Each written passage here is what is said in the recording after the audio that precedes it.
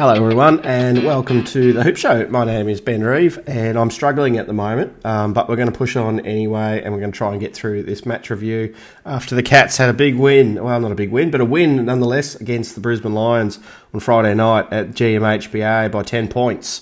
We're 3-1, so we're off to a good start, but better start than the last couple of years. But let's have a bit of a look at the pre-game stuff. Before I start, I probably should mention my major sponsor, the Kappa Goat. You've probably seen the Kappa Goat there and abouts on Twitter, so go check him out. Just search the Kappa Goat and you'll be able to find him, not a problem there. So thanks to the Kappa Goat for sponsoring this channel. Really generous, I really appreciate that. But let's get on with the show. So we decided to rest Joel Selwood, and Higgins, I believe, had a concussion through the week, or a delayed onset concussion, and a couple of laid outs. Big one in Tom Stewart, who was apparently seen at the hospital with some gastro type symptoms. Looked like he was in a bad way. And Radigalea didn't quite get up either. He had the sore ankle from the week before, so they might have been a bit cautious with him. But anyway, yeah, give him a rest, give someone else a go. But in came Brian Myers for his first game, and Mark O'Connor for his first game of the year as well. Del House was the medical sub the week before, and he got a full game this week. And Sparkle Narkle came into the team. So not first gamers, but three players came in for their first game of 2022. So good for them. And Zach Guthrie, sort of a fringe player, one of our fringe players. I thought he might sort of cement a spot on the side, but he came on as or got picked as the medical sub. And did play a little bit towards the end of the game there as well. It was funny going into the game. I was being a little bit cheeky on Twitter, talking about how long it's been since Brisbane has won at GMHBA. It's been 19 years, since 2003. It was pre-Facebook, and a few other things were going on around that time. But it's crazy how long it's been. I actually remember the game. I remember we were going pretty well I think it was the first quarter, or even part way through the second quarter. And then the Brisbane Lions, bigger bodies with Voss and Ackermanis and those types, just ran over the top of us in the end. But it was good signs back in 2003 from our young squad. And I remember my favourite ever game that I went to was the year after at Kardinia Park against the Lions, when we beat them in 2004 in the rain and soaking wet conditions. Best game ever. Didn't care that I was soaked to the bone. It was great. So anyway, it was the Cats won by, what did we win by? 10 points. We kicked 11 goals, 14 to their 11 goals, 4. So basically won it by an extra 10 points, kicks, I should say.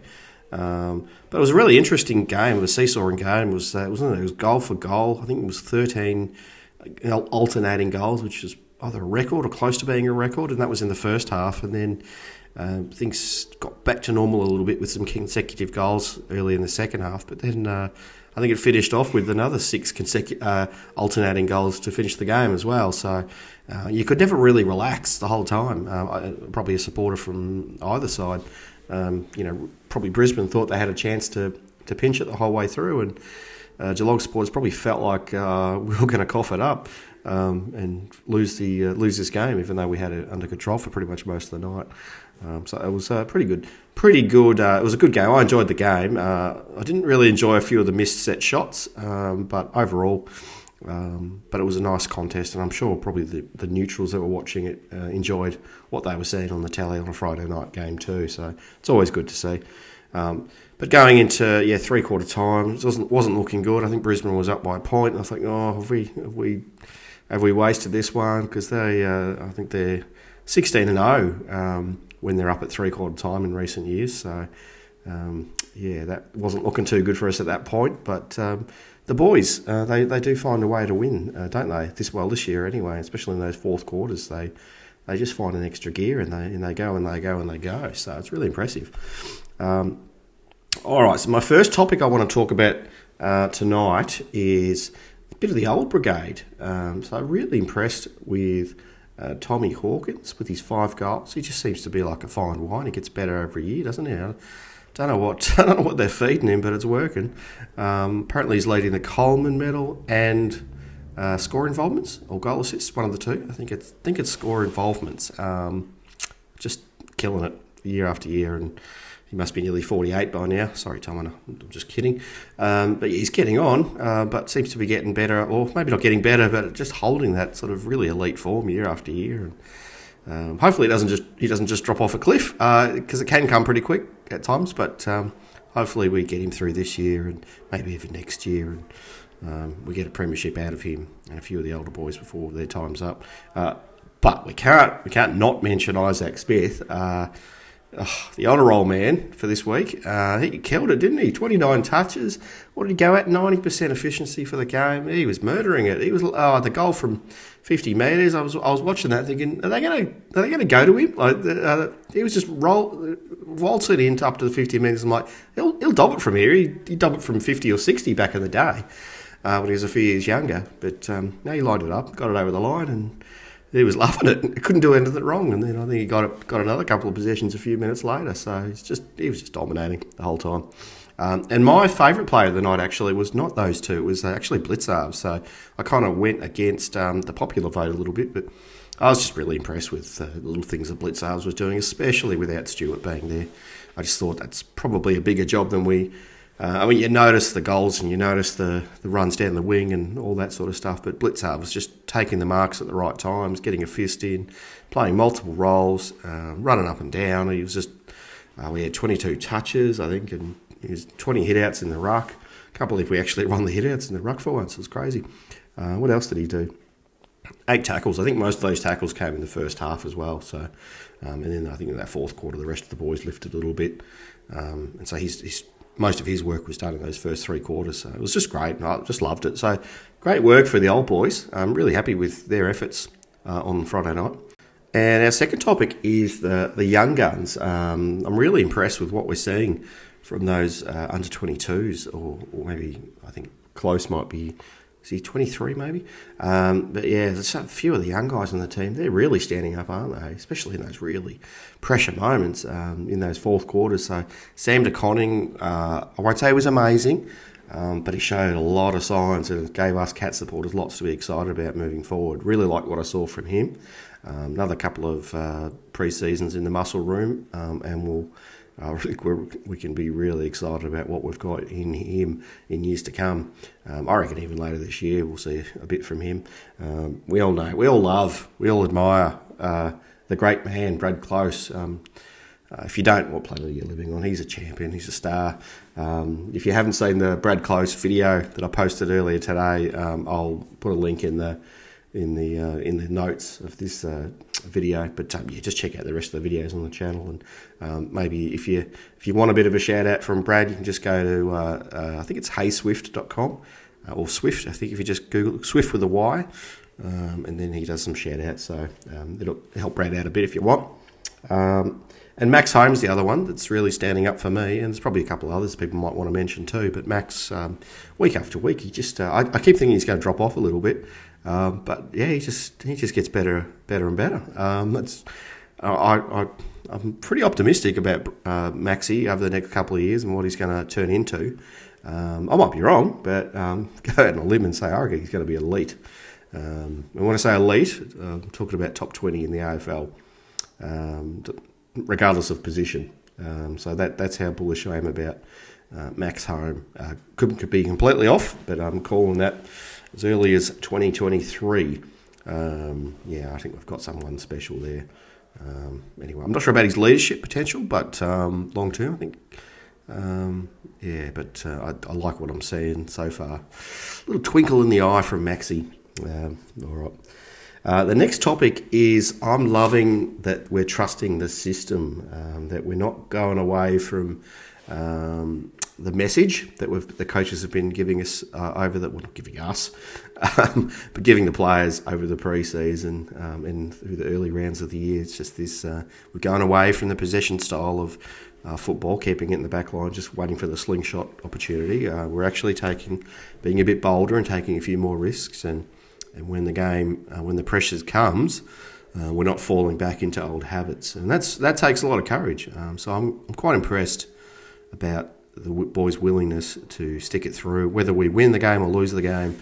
I think that's what I'd like to see. I'll get grumpy. I'm a human being. I love the Cats, but I'll I'll understand if we play the right way, the way we need to play in September, if that means we're going to lose a couple of games, or more than a few. That's what we're not going to win in September if we don't. I think that's been proven that style is not necessarily going to work, or at least a significant tweak to that style wasn't going to work. So I hope that they keep it going. I hope they keep believing the message, and I think banking some early wins really helps to reinforce some of this stuff. So yeah, I'm really, really pleased. Really liking the fitness that we're showing. Just fourth quarters, I don't know what's going on, but we just seem to run over the top of teams in the fourth quarter. It's just great. Third quarter's a bit of an issue. I'm not sure what that's about. Maybe a bit of no-dos at halftime or something to wake them up a bit or something. Anyway, get the old, crack the whip, do something, fire them up, because these third quarters are really putting us under pressure a little bit. Anyway, and they're probably the other thing I think we're all starting to accept, well, maybe not all of us, but it was hard to see Selwood out, but the rotation policy that we seem to be pretty consistent on this year. Yeah, we've had a few players out through injury, but it's almost like we have managed players almost every single week in between games. Players have been not omitted because of form necessarily. You can debate that till the cows come home, but there's been some players, Selwood the most recent, that's been told to have a week off. And most likely against Hawthorn, even though there is a bit of a break between games, there'll be someone else. It's always hard. Like, imagine if, Hawkins, you have a rest. It's like, what? But who knows? Maybe they will. Maybe they will rest one of the big power forwards. Hope it's the mids, but I don't know. Maybe they'll give everyone a rest. Anyone who's over 30 or over 32 or whatever it is, they'll give them a rest at some point. So yeah, happy that they're sticking with it. No one's sort of showing. No one's going away from the message. It seems to be working at the moment. Once we stop believing in it, things will fall apart. It doesn't mean it's going to work the whole year round, but things will definitely fail if we don't stick to it and believe in what the coaches are saying.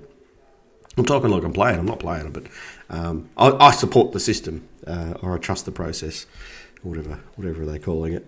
Now, a lot of people on Twitter, maybe not so much Geelong supporters, but a lot of Brisbane Lions and neutral supporters are saying that the umpires love Geelong, and how was that not a push in the back against Hawkins? And it was a push in the back. It was. Do you want me to highlight a couple of other situations where Geelong didn't get a free kick in that match in the dying few minutes when it could have gone either way still? Don't need to do that. I think, as I said in my previous video in the tweets of the week, if you're good enough to win, you're good enough to win. Shouldn't be about a couple of umpiring decisions towards the end of a game. There's plenty of decisions and non-decisions throughout a game that all play a part, I guess. I'm not going to say umpire decisions don't influence the flow of game, but as I said, if you're good enough to win, it shouldn't rely on a coin flip of an umpiring decision. At the end of the day, if you're good enough to win, ideally you'd like to win by 5 goals, and just to make a certainty of it. So yeah, if you're relying on the umpires getting it right at the death, kidding yourself. So I'll be dirty, I'll be filthy, I'll be cut up if we lose a game because of it. But I don't think that was the reason why the Cats won on the weekend. And hopefully most people with got a brain in their head would realise that. We were just too good. So, and the stats would prove that as well. If anything, we probably let Brisbane get too close. So, anyway. A couple of other umpiring things I'm not too happy about is the 50-metre penalties. I'm seeing a lot more of them. I don't know what the stats are this year, but we are seeing a lot more 50-metre penalties being paid. I expected that probably the first couple of rounds just because of the new rules, interpretations and all that, but it just seems to be week after week, game after game. Enough of the 50-metre penalties because they're so damaging, especially in the modern game. It gets you within a kick of goal and can just change the momentum, and it does your head in. I'm sure it would as a player. It would just do you absolutely head in. But maybe they just got to go a little bit easier on the players in some regard. Or anyway, I'm not going to advocate for them to change the rules, but I think maybe a bit more tolerance on that 50-metre penalty would be good. And probably the only other thing, I guess you have to concede, and it was a big thing with West Coast a few years back, the home crowd favouritism does seem to be the umpires will favour the home team a little bit, and I don't doubt that's probably the case when we play at Geelong to an extent. Not by enough that it makes a difference. But yeah, I think across all venues, you probably see that a little bit. The crowd cheering for one team, or the umpires are too afraid to blow the whistle. I think they're human beings and like to think that they wouldn't do that. But yeah, whatever. It happens. So, we live and die. We'll play out a game in the state, and I'm sure we'll be we'll be missing out on a few calls. It's more the non-calls. There's no stats for a non-call. I'd love someone to record non-calls, champion data, get onto that. But yeah, not to be. What else have I got on my topics list this week?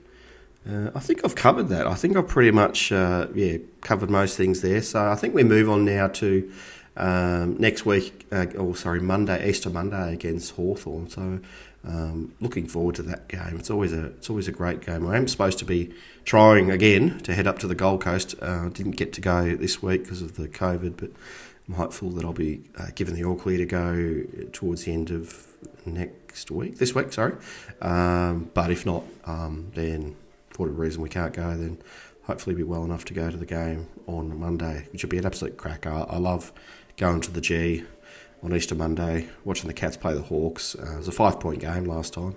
I think we won it with that Jack Henry run, intercept and run down the middle onto Hawkins and Clark. It was great. One of the best footage you'll see that year. It was fantastic. Clark's gone, but I'll always remember him for that. That was great. And I also remember Guthrie, Cam, and Duncan had 80 touches between them. Insane. I think Guthrie had 43 and Duncan 37. So anyway, hopefully you can all get along to the game. Should be good fun. And yeah, Cats are 3-1, doing well. Still fifth on the ladder. Ready to blow that lid off. It's gonna be a fun next few weeks. I think we've got Kangaroos not far away as well. So we'll probably drop one we shouldn't lose, but whatever. Anyway, thanks for watching. So check out the show notes and make some comments if you like. As I said, if you want to tap into Brad Close to do a shout out for you, check him out on Swift or heyswift.com. I'm sure he'd be happy to do it. It's reasonably priced as well. But if not, I'm sure I'll catch you through the week on Twitter, and I'll chat with you on the game and see you next week on The Hoop Show. Take care. See you, Cats.